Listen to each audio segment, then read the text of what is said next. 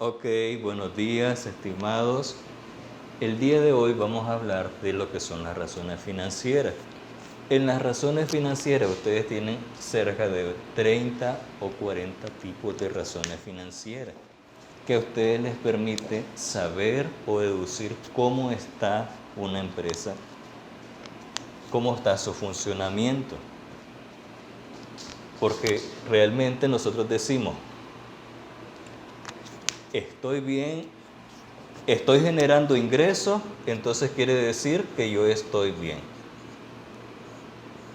Realmente eso es realmente verdad, que si yo genero ingresos, puedo estar bien. ¿Qué pasa si yo genero 500 córdobas de ingreso diario o mensual? O no importa la frecuencia. Pero yo tengo egresos por la cantidad de 700 córdobas. Entonces, ¿realmente estaré bien o no estaré bien? Porque acá yo tendría una pérdida de 200 córdobas. Entonces, no necesariamente generar ingreso significa que yo estoy bien. Y ahora hay que también recordar que hay varios tipos de ingresos. Tenemos ingreso corriente, que son las ventas que yo realizo. También tengo los ingresos financieros, que estos son los ingresos o los intereses de las cuentas bancarias.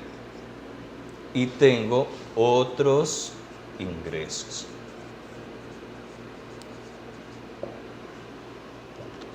Para explicarles esto de acá, les voy a poner un ejercicio, un ejemplo práctico para que ustedes puedan conocer. A ver, el ingreso normal o el ingreso corriente que tenemos todas las personas se llama salario. Pero ¿qué pasa si, por ejemplo, alguien me dice, Jorge Álvarez, salario, digamos un salario de 10.000 córdobas para que sea un salario fácilmente dividible? Pero ¿qué pasa si alguien me dice, mira, necesito que me hagas un trabajo y yo te voy a pagar 7.000? Pero ese trabajo yo lo realizo en el mes de julio. Pero únicamente en el mes de julio yo voy a tener ese ingreso. Eso yo no cuento mes a mes, yo cuento con mis 10.000 córdobas. 10.000 por 12 meses, la cantidad que me dé, 120.000. Más los 7.000, llego a 127.000. Pero yo no cometería un error decir 7.000 por 12, si me están diciendo que es un trabajo exclusivamente en ese mes. Entonces, yo tengo que diferenciar de un ingreso corriente a otros ingresos. Y tengo que ver también los egresos. También hay que ver con qué disponibilidad con qué frecuencia yo voy a pagar las cosas. Miren acá. ¿Qué pasa? Decimos salario. La mayoría de las empresas pagan o quincenal o mensual. Pongamos acá, digamos que me pagan cada 30. Pero yo tengo que pagar el día 12, ¿qué se me ocurre? La luz. ¿Y de dónde voy a agarrar el día 12 si el día 30 o el día 5 ya no tengo plata? Entonces yo debo de saber administrar esta plata y guardar para que el día 12 yo tenga ese dinero. Pero sería irresponsabilidad mía decir, tengo 12 días para conseguir, cuando yo sé que no hay una manera de conseguir a menos que salga una eventualidad. Y las eventualidades no siempre salen.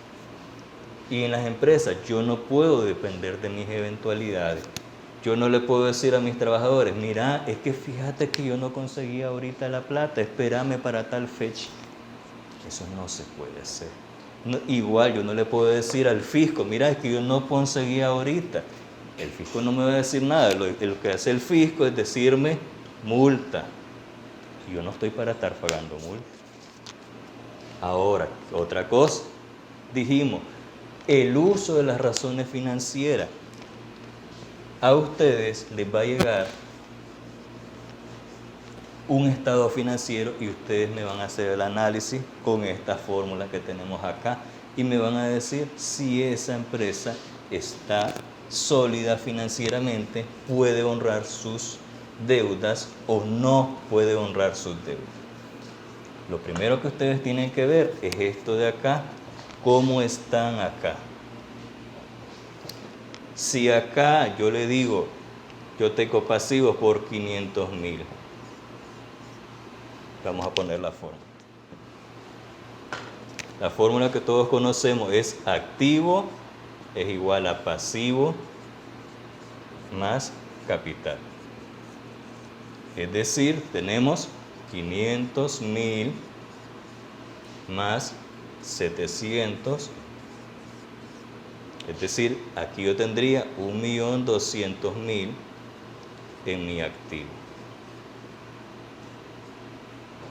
La pregunta es, ¿estoy bien o no estoy bien con esta situación?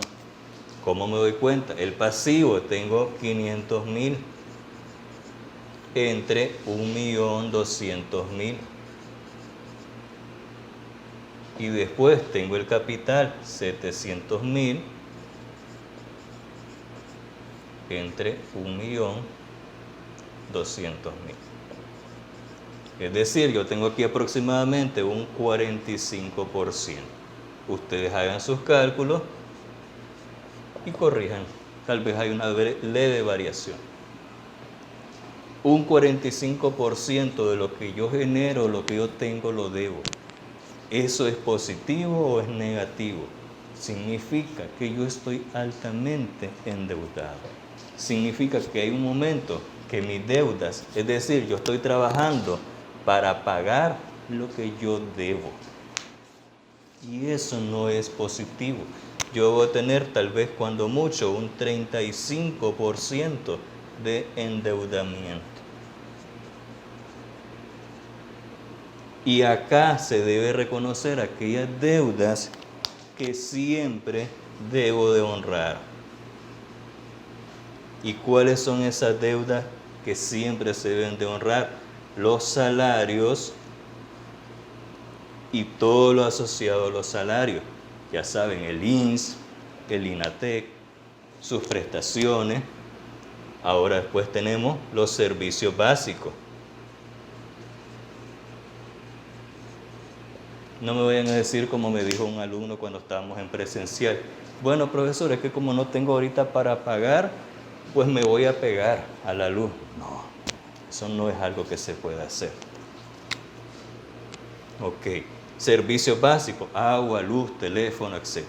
Y también tenemos todo lo que tiene que ver con el fisco o la DGI, que siempre debo de pagar esos impuestos.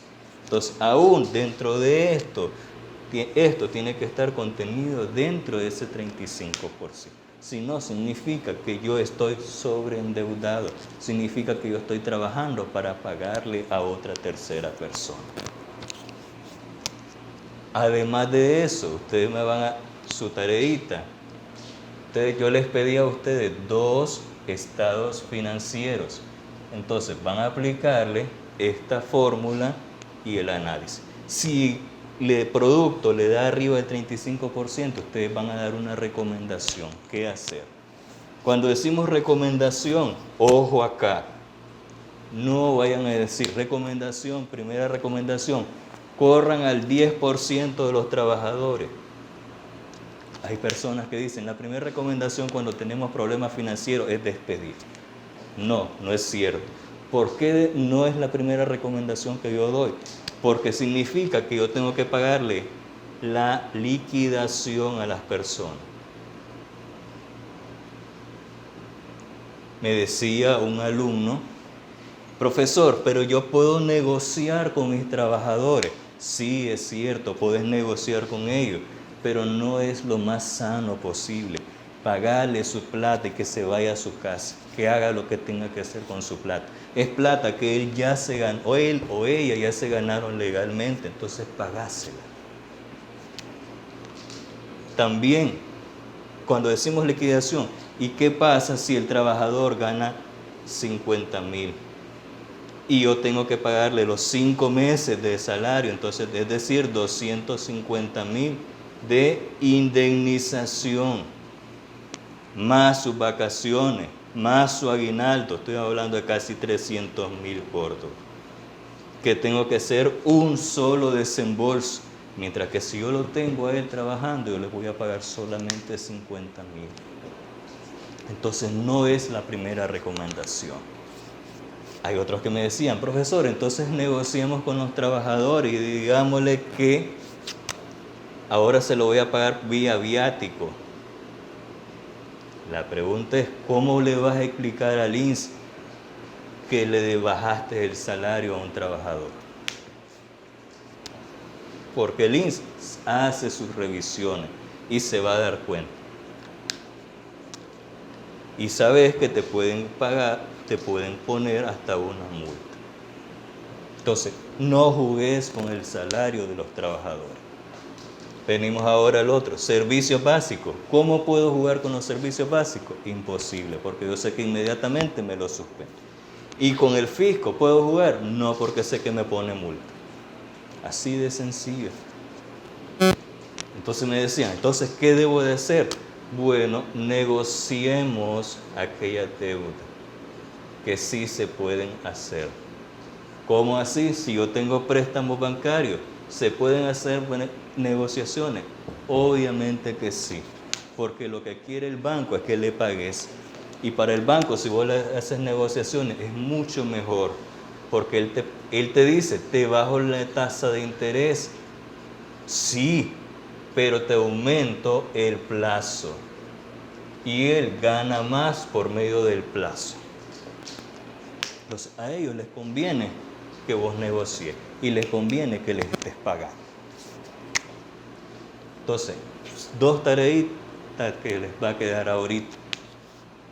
Van a hacer los cálculos en base a estas razones financieras, en base al ejercicio que yo les estoy enviando y en base a los 2 estados financieros que ustedes subieron al aula virtual.